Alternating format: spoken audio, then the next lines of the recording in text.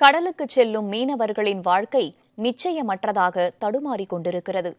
இலங்கை கடற்படையினரால் கைது செய்யப்பட்டு சிறையில் அடைக்கப்பட்டிருக்கும் மீனவர்களின் குடும்பம் அவர்களை நினைத்து கலங்கிக் கொண்டிருக்கிறது. இலங்கை மீனவர்கள்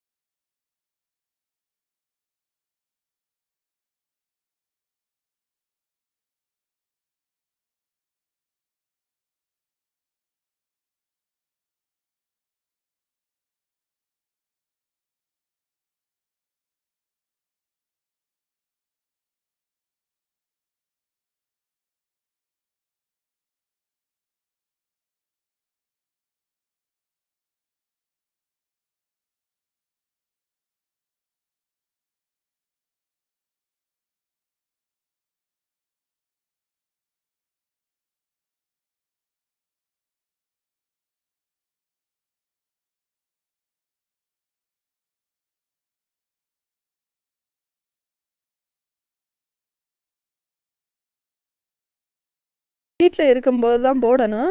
அங்கே போய் அதை போட்டுட்டா அவங்களுக்கு பக்கத்துலேயே ஆள் இருக்குன்னு சொல்கிறனால நாங்கள் மாத்திரையெல்லாம் கொடுத்து விட மாட்டோம். வீட்டில் இருக்கும்போது போடுவாங்க. ஊசி ஒரு நாள் விட்டு ஒரு நாள் போடுற ஊசி, மாத்திரை டெய்லி எடுத்துக்கிடுவாங்க. அதை போட்டுகிட்டே இருந்தாலும் அவங்களுக்கு அந்த மூச்சு திணறல் வந்த உடனே எந்திரிச்சு நின்று அவங்க பதறாட்டம் கொடுத்து அம்மா அம்மா அம்மான்மே லைட்டுகள் எல்லாத்தையும் போட்டுக்கிட்டு ஒரு பதறாட்டம், நெஞ்சு காட்டு அதிவேகமாக துடிச்சுக்கிட்டு ஒரு நிலையில் இருக்காமல் அப்புறம் எங்களையெல்லாம் பார்த்ததுக்கப்புறம் தான் நிதானமாகி தண்ணி சுடு தண்ணிலாம் வச்சு கொடுத்து பக்கத்தில் ஒன்றும் இல்லை நாங்கள் இருந்து சொல்லி தான் நாங்கள் அவங்கள ஆறுதல் படுத்த முடியும்.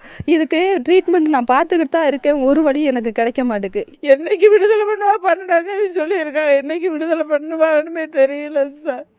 என் பிள்ளைய வந்துடணும், என் பிள்ளை வரணும், என் தொழிலும் வரணும். இல்லைன்னா என் பிள்ளைகளுக்கு ஆதாரம் எதுவும் இல்லை சார்.